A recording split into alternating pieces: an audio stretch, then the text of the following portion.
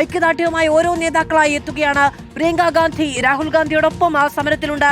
പാർലമെന്റിൽ നിന്ന് കോൺഗ്രസ് നേതാക്കൾ ഒന്നടങ്കം അവിടേക്കെത്തി CJPക്ക് ഐക്യദാർഢ്യം പ്രഖ്യാപിച്ചുകൊണ്ട് ഈ സമരം ഏറ്റെടുക്കുകയും അതിന് നേതൃത്വം നൽകുകയും ചെയ്യുന്ന കാഴ്ചയാണ് ഇന്ന് കാണാൻ കഴിയുന്നത്. പ്രധാനമന്ത്രിയുടെ വസതിക്ക് മുന്നിലാണ് ഈ നാടകീയ രംഗങ്ങൾ ഈ നിമിഷം അരങ്ങേറുന്നത്. വൈസ് അഭിനന്ദ വിവരങ്ങളുമായി നമ്മളോടൊപ്പം തുടരുകയാണ്. വൈസ് അഭിനന്ദ, സമരത്തിൽ നിന്ന് 1 ഇഞ്ച് പിന്നോട്ടില്ല എന്ന് പ്രഖ്യാപിക്കുകയാണ്. ഈ സമയത്തും കേന്ദ്രമന്ത്രി വന്ന് ആശയവിനിമയം നടത്തിയിട്ടും പിന്നോട്ടില്ല കോൺഗ്രസ്.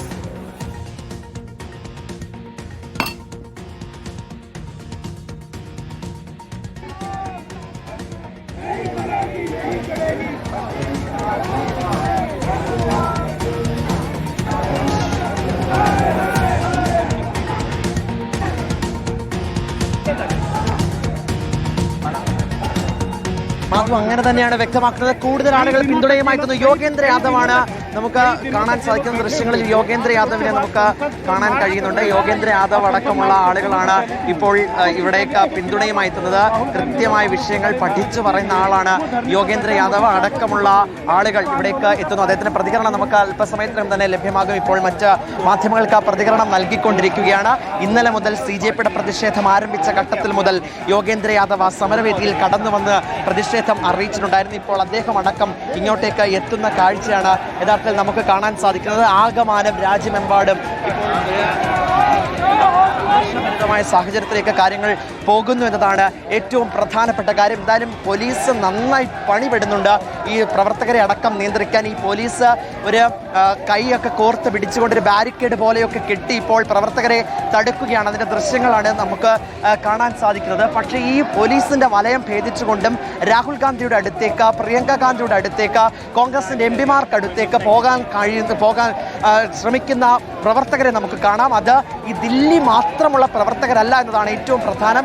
ഇങ്ങനെ ഈ രാഹുൽ ഗാന്ധി അടക്കം കുത്തിയിരുന്നുകൊണ്ട് പ്രതിഷേധിക്കുന്നു എന്ന് അറിഞ്ഞുകൊണ്ട് സമൂഹ മാധ്യമത്തിൽ കണ്ടറിഞ്ഞത് കൊണ്ട് തന്നെ ഉത്തർപ്രദേശിൽ നിന്നും ഹരിയാനയിൽ നിന്നും അടക്കമുള്ള കോൺഗ്രസ് പ്രവർത്തകർ സംഭവ സ്ഥലത്തേക്ക് എത്തുന്നു. ഈ പോലീസിന്റെ സുരക്ഷാ ഫലമടക്കം ഭേദിച്ചുകൊണ്ട് രാഹുൽ ഗാന്ധിയുടെ അടുത്തേക്ക് പോകാനുള്ള ശ്രമം നടത്തുന്നു.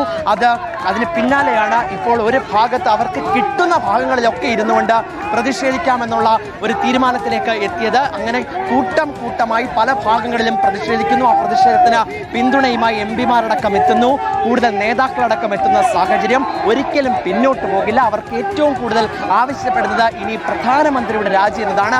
ആദ്യഘട്ടത്തിലായിരുന്നു കേന്ദ്ര വിദ്യാഭ്യാസ മന്ത്രി ധർമ്മേന്ദ്ര പ്രധാൻ രാജിവെക്കണമെന്നുള്ള ആവശ്യം അത് ഉയർന്നു വന്നത്. ഇപ്പോൾ അത് മാത്രമല്ല ആവശ്യം. കേന്ദ്ര മന്ത്രിസഭയിലെ ഓരോ അംഗങ്ങളും രാജിവെക്കണം, പ്രധാനമന്ത്രി രാജിവെക്കണം എന്നുള്ള ആവശ്യത്തിലേക്ക് പ്രതിപക്ഷ രാഷ്ട്രീയ കക്ഷികൾ കടക്കുന്നുവെന്ന് പറയുമ്പോൾ പ്രതിഷേധം മറ്റൊരു തലത്തിലേക്ക് തന്നെ പോകുന്നു. രാജ്യം കണ്ട ഏറ്റവും വലിയ പ്രതിഷേധം അത് പ്രതിപക്ഷ ദൃശ്യങ്ങൾ. സ്ഥാനത്തിലേക്കുള്ള പരിശ്രമമാണ് സർക്കാർ നടത്തുന്നത്. പക്ഷേ ഇത് പരാജയപ്പെടും. ഈ സർക്കാർ പരാജയപ്പെടും. ജനങ്ങളുടെ പോരാട്ടത്തിന്റെ മുമ്പിൽ ഈ സർക്കാർ പരാജയപ്പെടും. നമ്മുടെ രാജ്യത്തെ കോടിക്കണക്കിനാകുന്ന കുട്ടികളുടെ ഭാവിക്ക് വേണ്ടിയുള്ള സമരമാണിത്. ഈ സമരത്തിൽ നമ്മൾ മുന്നോട്ട് പോകില്ല. ഈ സർക്കാർ മുട്ടുകൊടുക്കേണ്ടി വരും.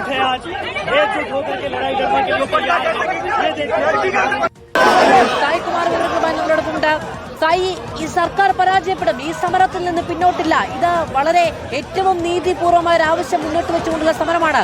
കേന്ദ്രമന്ത്രി അടക്കം സമവായ ശ്രമങ്ങൾ നടത്തിയിട്ടും പിന്നോട്ട് പോകാതെ പ്രതിപക്ഷം ഉറച്ചു നിൽക്കുന്നത് സമരം തുടരാൻ തന്നെയാണ്. മാധു, കസ്റ്റഡിയിലെടുത്ത് കൊണ്ടുപോകും വഴി മന്ത്രി PC വിശ്വനാഥിന്റെ വാക്കുകളാണ് നമ്മൾ കേട്ടത്. നേരത്തെ സംസാരിച്ച കൊടിക്കുന്നിൽ സുരേഷ് MP അടക്കമുള്ള ആളുകളും ഇപ്പോൾ അതിർത്തിയിലെ ഒരു പോലീസ് സ്റ്റേഷനിലാണ് ഉള്ളത് എന്നറിയുന്നു. പോലീസിനെതിരെ ഗുരുതര ആരോപണങ്ങൾ ഈ MPമാർ ഉന്നയിക്കുകയും ചെയ്യുന്നുണ്ട്. തങ്ങൾക്ക് നേരെ കയ്യേറ്റമുണ്ടായി എന്നാണ് ഡീൻ കുര്യാക്കോസ് പറഞ്ഞത്. പരിക്കേറ്റ തങ്ങളെ ആശുപത്രിയിലേക്ക് കൊണ്ടുപോകാൻ പോലീസ് തയ്യാറായിട്ടില്ല. നേരെ പോലീസ് സ്റ്റേഷനിലേക്കാണ് കൊണ്ടുപോയത് എന്നാണ് അവർ പറഞ്ഞ പ്രധാനപ്പെട്ട കാര്യം. നേരത്തെ ആന്റണി അടക്കം സംസാരിച്ചത് തന്നെയാണ്. നരേന്ദ്രമോദിക്ക് രാജ്യത്തെ ജയിലുകൾ മതിയാകാതെ വരും, ഈ വിധമാണ് ഈ സമരങ്ങളോടുള്ള സമീപനമെങ്കിൽ എന്ന ഒരു വെല്ലുവിളിയാണ് ഇപ്പോൾ നടത്തിയത്. ഇപ്പോൾ പുതിയ ചില വിവരങ്ങൾ കൂടി ദേശീയ മാധ്യമങ്ങൾ നൽകുന്നുണ്ട് മാധു. അതായത് ജിതേന്ദ്ര സിംഗ്, കേന്ദ്രത്തിന്റെ ഒരു പ്രതിനിധിയായി കേന്ദ്രമന്ത്രി ജിതേന്ദ്ര സിംഗ് സമരവേദിയിലേക്ക് എത്തുകയും രാഹുൽ ഗാന്ധിയുമായി സംസാരിക്കുകയും ചെയ്തു. പാർലമെന്റിൽ തങ്ങൾ ചർച്ചയ്ക്ക് തയ്യാറാണ് എന്ന ഒരു കാര്യം രാഹുൽ ഗാന്ധിയെ ജിതേന്ദ്ര സിംഗ് അറിയിച്ചിട്ടുണ്ട്. പക്ഷേ ഏറ്റവും ഈ വിദ്യാർത്ഥികൾക്ക് നേരെയുണ്ടായ ഈ അതിക്രമത്തിൽ കേന്ദ്രം മറുപടി നൽകണം എന്നുള്ളതാണ്. അതോടൊപ്പം ഹോം സെക്രട്ടറി അടക്കമുള്ള ആളുകൾ, ആഭ്യന്തരമന്ത്രി അടക്കമുള്ള ആളുകൾ ഈ വിഷയത്തെക്കുറിച്ച്, പോലീസ് അതിക്രമത്തെക്കുറിച്ച് പാർലമെന്റിൽ പ്രസ്താവന നടത്തണം എന്നതടക്കമുള്ള കാര്യങ്ങൾ രാഹുൽ ഗാന്ധി ആവശ്യപ്പെട്ടിട്ടുണ്ട്.